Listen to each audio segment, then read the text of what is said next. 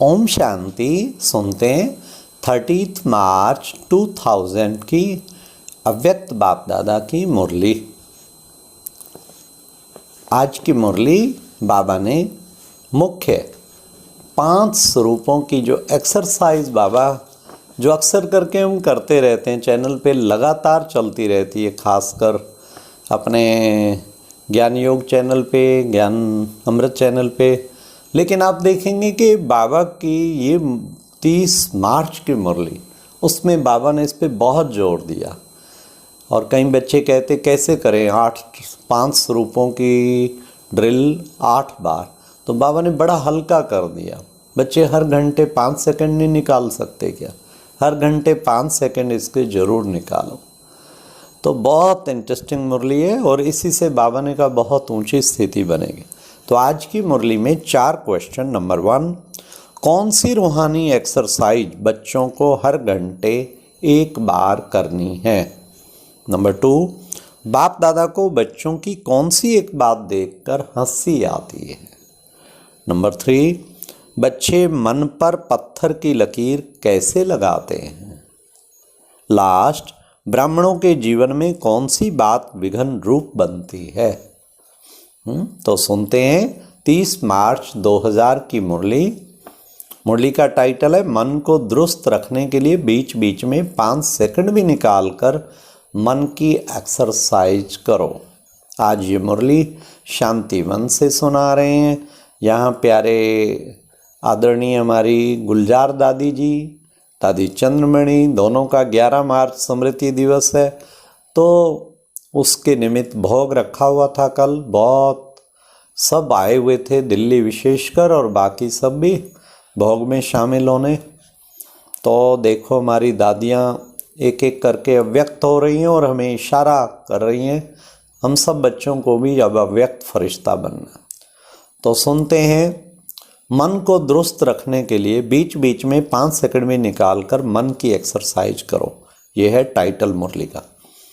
आज दूरंदेशी बाप दादा अपने साकार दुनिया के भिन्न भिन्न देशवासी बच्चों से मिलने आए हैं। बाप दादा भिन्न भिन्न देशवासियों को एक देशवासी देख रहे हैं।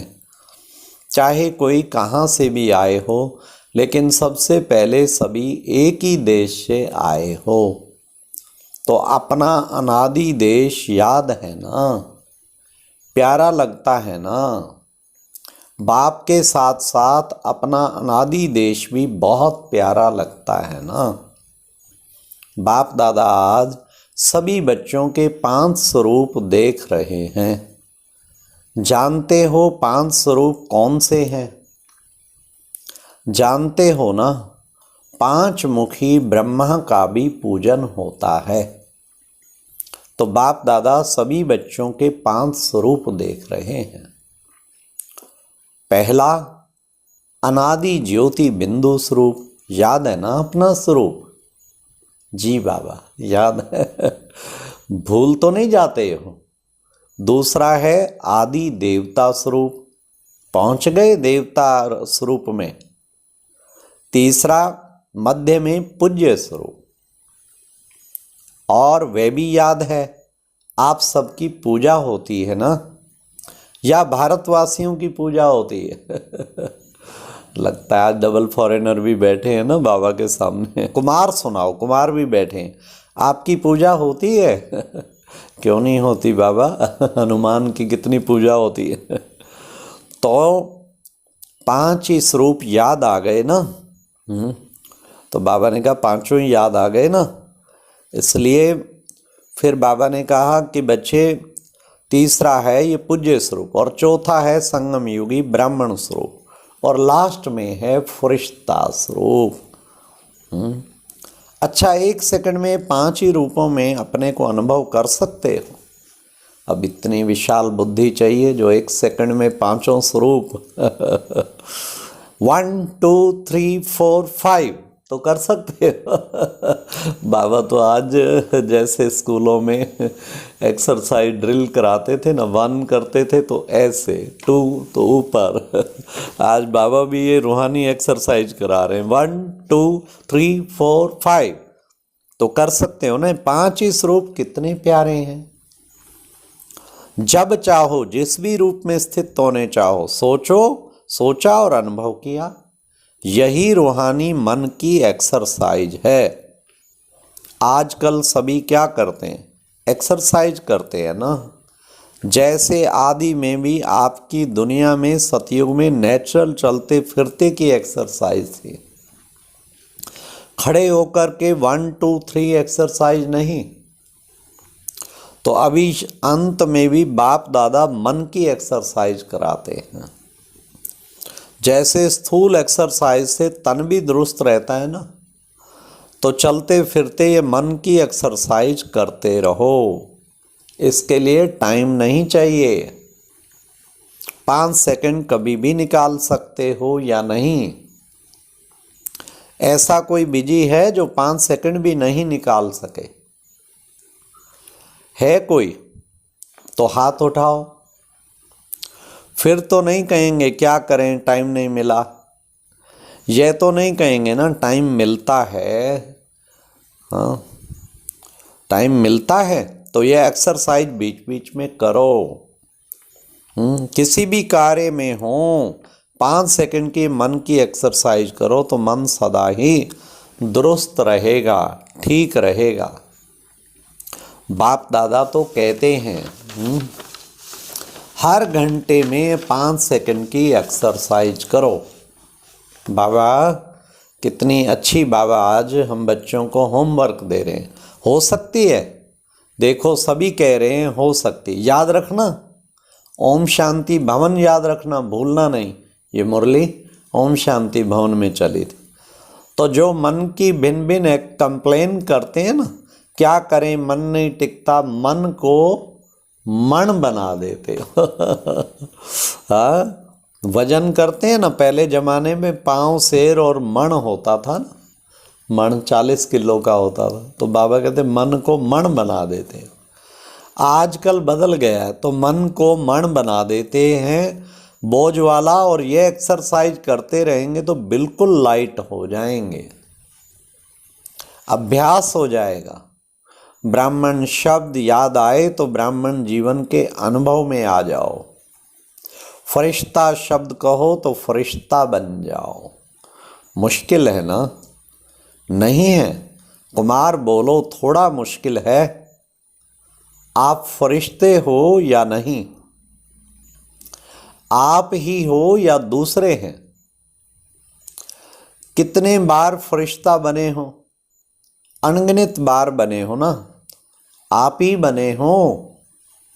अच्छा, अनगिनत बार की हुई बात को रिपीट करना क्या मुश्किल होता है क्या? कभी कभी होता है। अभी यह अभ्यास करना। कहाँ भी हो 5 सेकंड मन को घुमाओ और चक्कर लगाओ। कितना सहज है। हाँ, चक्कर लगाना तो अच्छा लगता है ना। टीचर्स ठीक है ना। राउंड लगाना आएगा ना, बस राउंड लगाओ फिर कर्म में लग जाओ। हर घंटे में राउंड लगाया फिर काम में लग जाओ, क्योंकि काम को तो छोड़ नहीं सकते हो ना, ड्यूटी तो बजानी ही है। लेकिन 5 सेकंड, मिनट भी नहीं, सेकंड नहीं निकल सकता है क्या? यूएन की ऑफिस में भी निकल सकता है। 5 सेकंड होता क्या है। बाबा ने कितना इजी कर दिया। हाँ, तो 5 स्वरूपों के ड्रिल्स कराते हैं ना। अनादि में दिव्य सितारा, 1 सेकंड हुआ। आदि में देवता प्यारा, मध्य में भक्तों का सहारा, लाखों भक्तों का सहारा बने वो पूजा कर रहे हैं, हम उनका उद्धार कर। संगम पर बाबा का दुलारा और अंत में फरिश्ता न्यारा। कितना सहज। बस ये स्लोगन याद रख लो। 8 बार नहीं हो सकता है, हर घंटे करना है। अब तो बाबा ने हर घंटे का, हर घंटे तो बस एक अटेंशन रखो, कभी भी कर सकते हैं, लेकिन करने की नियत हो। हमने तो बहुत अच्छा तरीका रखा हुआ है। जब खाना खाते हैं ड्रिल करके ही खाते हैं, नहीं तो खाना नहीं खाएंगे, भोग लगाते हैं।